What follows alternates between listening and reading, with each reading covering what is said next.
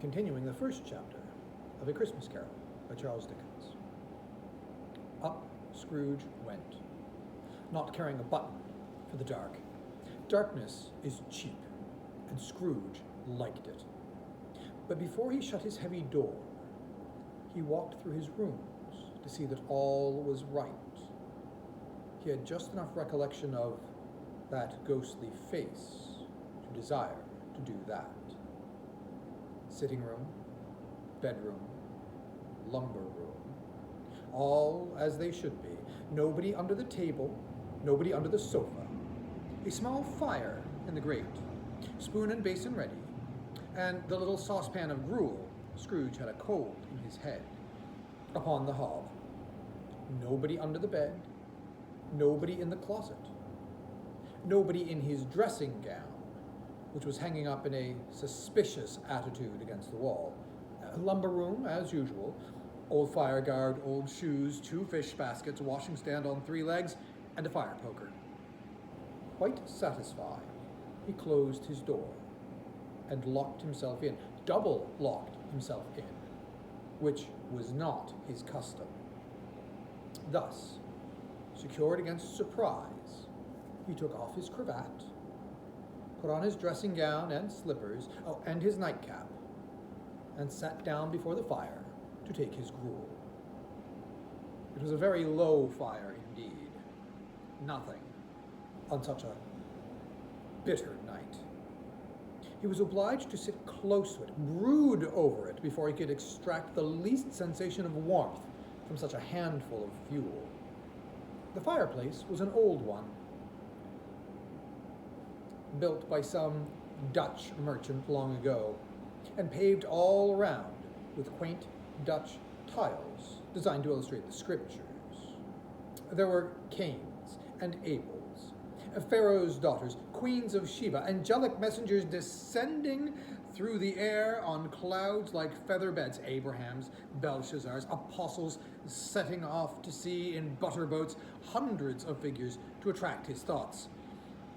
And yet, that face of Marley, 7 years dead, came like the ancient prophet's rod and swallowed up the whole. If each smooth tile had been a blank at first, with power to shape some picture on its surface from the disjointed fragments of his thoughts, there would have been a copy of old Marley's head on every one.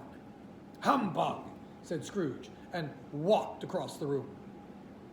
After several turns, he sat down again.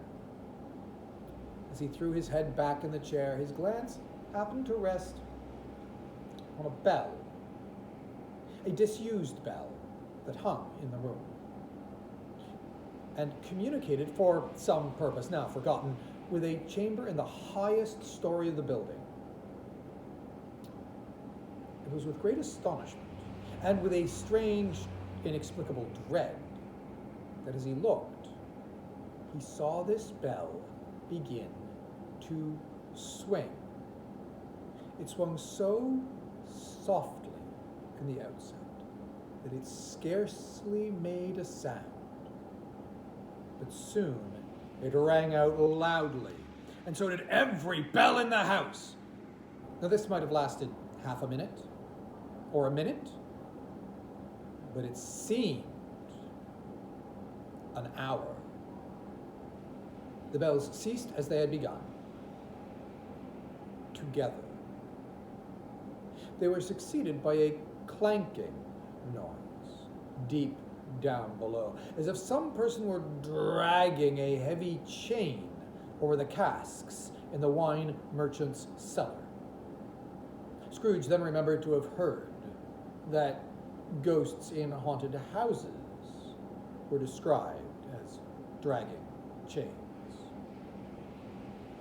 The cellar door flew open with a booming sound, and then he heard that noise much louder on the floors below, and then coming up the stairs, then coming straight towards his door. "It's a humbug still," said Scrooge. "I won't believe it." His color changed, though, when, without a pause, it came on through the heavy door. and passed into the room before his eyes. Upon its coming in, the dying flame leapt up as though it cried, "Oh, I know him, that's Marley's ghost," and fell again. The same face, the very same. Marley, in his pigtail, his usual waistcoat, tights and boots, and the tassels on the boots bristling like his pigtail and like his coat skirts, and the hair upon his head. The chain he dragged was clasped about his middle. It was long, and it wound about him like a tail.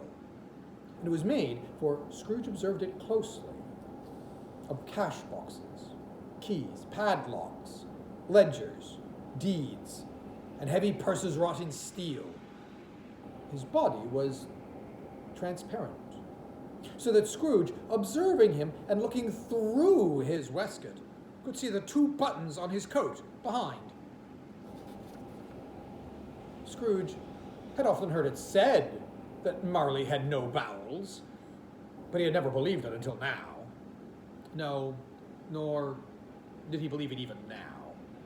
Though he looked the phantom through and saw it standing before him, though he felt the chilling influence of its death-cold eyes, and marked the very texture of the folded kerchief bound about its head and chin, which wrapper he had not observed before.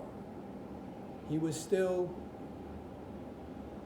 incredulous and fought against his senses. "How now," said Scrooge, caustic and cold as ever. "What do you want with me?" "Much." That was Marley's voice, no doubt about it. "Who are you?" "Ask me who I was."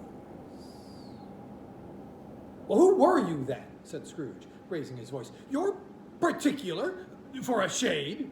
He was going to say "to a shade," but substituted this as more appropriate. "In life I was your partner, Jacob Marley." Can you sit down?" asked Scrooge, looking doubtfully at him. "I can." "Well, do it then." Scrooge asked the question because he didn't know whether a ghost so transparent might find himself in a condition to take a chain, and felt that, in the event of its being impossible, it might involve the necessity of an embarrassing explanation. But the ghost sat down on the opposite side of the fireplace, as if he were quite used to it. "You don't believe in me," observed the ghost. "I don't," said Scrooge. "What evidence would you have of my reality beyond that of your senses?" "Well, I don't know," said Scrooge. "Why do you doubt your senses?" "Because," said Scrooge, "a little thing affects them. A slight disorder of the stomach makes them cheats. You might be an undigested bit of beef, a blot of mustard, a crumb of cheese, a fragment of an underdone potato. There is more of gravy than of grave about you, whatever you are." Scrooge was not much in the habit of cracking jokes, nor did he feel in his heart by any means waggish then. The truth is that he tried to be smart as a means of distracting his own attention and keeping down his terror, for the spectre's voice disturbed the very marrow of his bones. To sit staring at those fixed, glazed eyes in silence for a moment would play, Scrooge felt, the very deuce with him. There was something very awful, too, in the spectre's being provided with an infernal atmosphere of its own. Scrooge could not feel it himself, but this was clearly the case. For though the ghost sat perfectly motionless, its hair and skirts and tassels were still agitated as by the hot vapor from an oven. You see this toothpick? Said Scrooge, returning quickly to the charge, for the reason just assigned, and wishing, though for only a second, to divert the vision's stony gaze from himself. I do, replied the ghost. You are not looking at it, said Scrooge. But I see it, said the ghost, notwithstanding. Well, returned Scrooge, well, I have but to swallow this, and be for the rest of my days persecuted by a legion of goblins, all of my own invention, creation. Humbug, I tell you, a humbug. All this. At this the spirit raised a frightful cry, and shook its chain with such a dismal and appalling noise that Scrooge held on tight to his chair to save himself from falling in a swoon. But how much greater was his horror when the phantom, taking off the bandage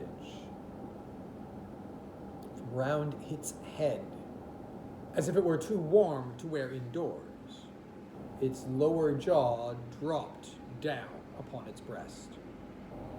Scrooge fell upon his knees and clasped his hands before his face. Mercy, he cried, a dreadful apparition, why do you trouble me? Man of the worldly mind, replied the ghost, do you believe in me or not? I do, said Scrooge. I must. But why do spirits walk the earth? Why do they come to me?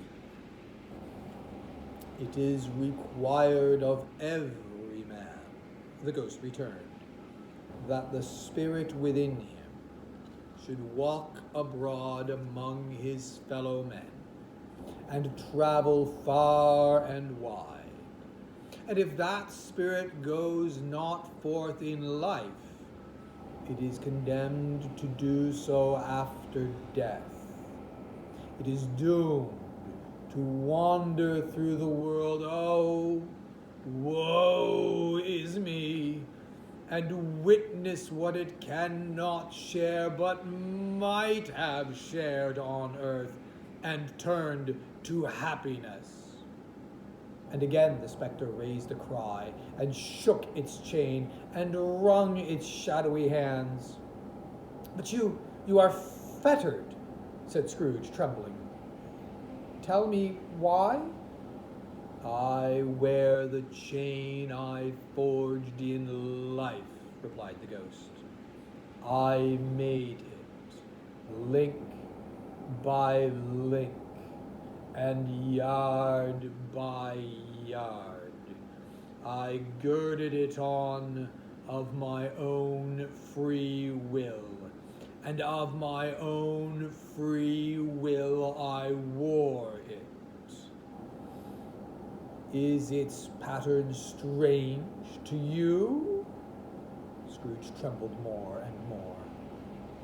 Or would you know, pursued the ghost, the weight and length of the strong coil you bear yourself? It was full as heavy and as long as this 7 Christmas Eves ago. You have labored on it since. It is a ponderous chain. Scrooge glanced about him on the floor, in the expectation of finding himself surrounded by some 50 or 60 fathoms of iron cable, but he could see nothing. Jacob, he said imploringly, old Jacob Marley, tell me more. Speak comfort to me, Jacob. I have none to give, the ghost replied. It comes from other regions, Ebenezer Scrooge, and is conveyed by other ministers to other kinds of men. Nor can I tell you what I would, A very little more is all permitted to me. I cannot rest. I cannot stay. I cannot linger anywhere. My spirit never walked beyond our counting house. Mark me, in life my spirit never roved beyond the narrow limits of our money-changing hole, and weary journeys lie before me. It was a habit with Scrooge, whenever he became thoughtful, to put his hands in his breeches pockets. Pondering on what the ghost had said, he did so now, but without lifting up his eyes or getting off his knees. You must have been very slow about it, Jacob, Scrooge observed, in a business-like manner, though with humility and deference. Slow, the ghost repeated. Well, 7 years dead, mused Scrooge. And traveling all the time? The whole time, said the ghost. No rest, no peace, incessant torture of remorse. You travel fast, said Scrooge. On the wings of the wind, replied the ghost. Well, you might have got over a great quantity of ground in 7 years, said Scrooge. And the ghost, on hearing this, set up another cry, and clanked its chains so hideously in the dead silence of the night that the ward would have been justified in indicting it for a nuisance. Oh, captive, bound, and double-ironed, cried the phantom, not to know that ages of incessant labor by immortal creatures for this earth must pass into eternity before the good of which it is susceptible is all developed.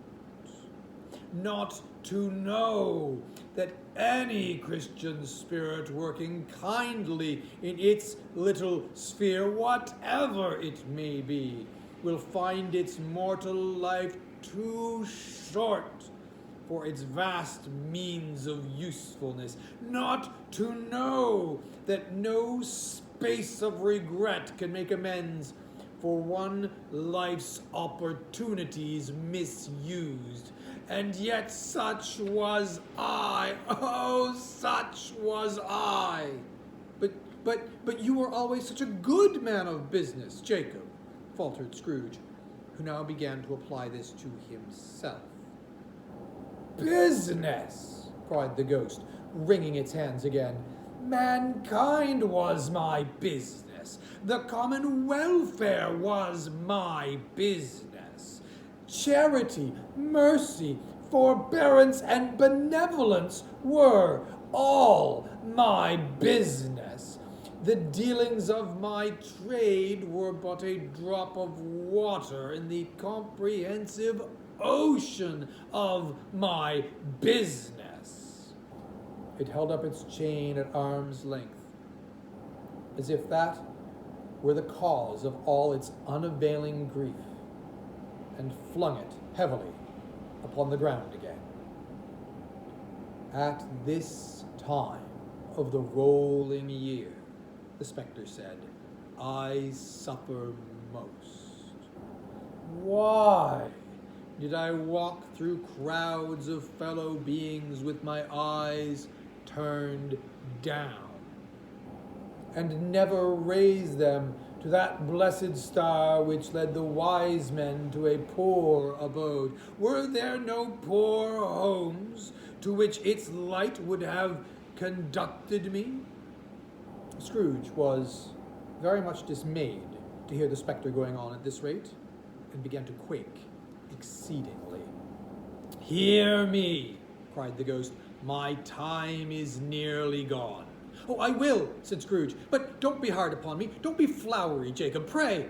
"How it is that I appear before you in a shape that you can see, I may not tell. I have sat invisible beside you many and many a day." It was not an agreeable idea. Scrooge shivered and wiped the perspiration from his brow. "That is no light part of my penance," pursued the ghost. "I am here tonight to warn you that you have yet a chance and hope of escaping my fate, a chance and hope of my procuring Ebenezer." "You are always a good friend to me," said Scrooge. "Oh, thank you." "You will be haunted," resumed the ghost, "by 3 spirits." And Scrooge's countenance fell almost as low as the ghost's had done. "Is that the chance and hope you mention, Jacob?" he demanded in a faltering voice. "It is." I think I'd rather not," said Scrooge. "Without their visits," said the ghost, "you cannot hope to shun the path I tread. Expect the first tomorrow, when the bell tolls 1. "Couldn't I just take them all at once and have it over, Jacob?" asked Scrooge. "Expect the second on the next night at the same hour, and the third upon the next night when the last stroke of 12 has ceased to vibrate. Look to see me no more, and look that for your own sake you remember what has passed between us." When it had said these words, the spectre took its wrapper from the table and bound it round its head, as before. Scrooge knew this by the smart sound its teeth made when the jaws were brought together by the bandage. He ventured to raise his eyes again, and found his supernatural visitor confronting him in an erect attitude with its chain wound over and about its arm.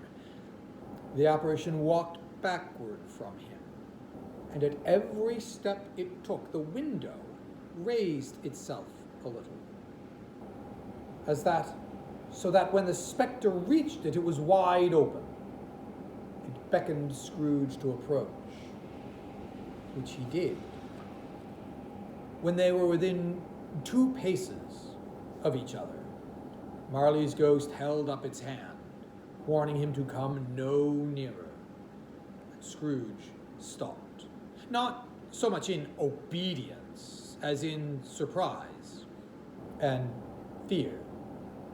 For on the raising of the hand, he became sensible of confused noises in the air, incoherent sounds of lamentation and regret, wailings inexpressibly sorrowful and self-accusatory. The spectre, after listening for a moment, joined in this mournful dirge and floated out upon the bleak, dark night. Scrooge followed to the window, desperate in his curiosity. He looked out. The air was filled with phantoms, wandering hither and thither in a restless haste, and moaning as they went, Every one of them wore chains like Marley's ghost. Some few, they might be guilty governments, were linked together. None were free. Many had been personally known to Scrooge in their lives. He had been quite familiar with that one old ghost there in the white waistcoat with a monstrous iron safe attached to its ankle, who cried piteously at being unable to assist a wretched woman with an infant whom it saw below upon a doorstep. The misery with them all was, clearly, that they sought to interfere for good in human matters and had lost the power forever. Whether these creatures faded into mist or mist enshrouded them, he could not tell. But they and their spirit voices faded together, and the night became as it had been when he walked home. Scrooge closed the window and examined the door by which the ghost had entered. It was double locked, as he had locked it with his own hands, and the bolts were undisturbed.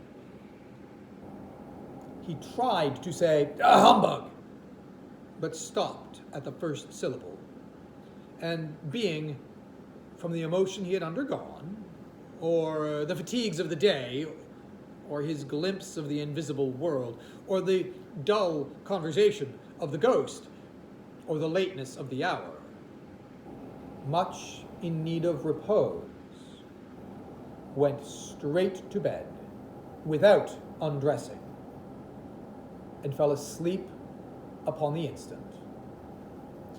And so ends the first chapter of A Christmas Carol in prose by Charles Dickens.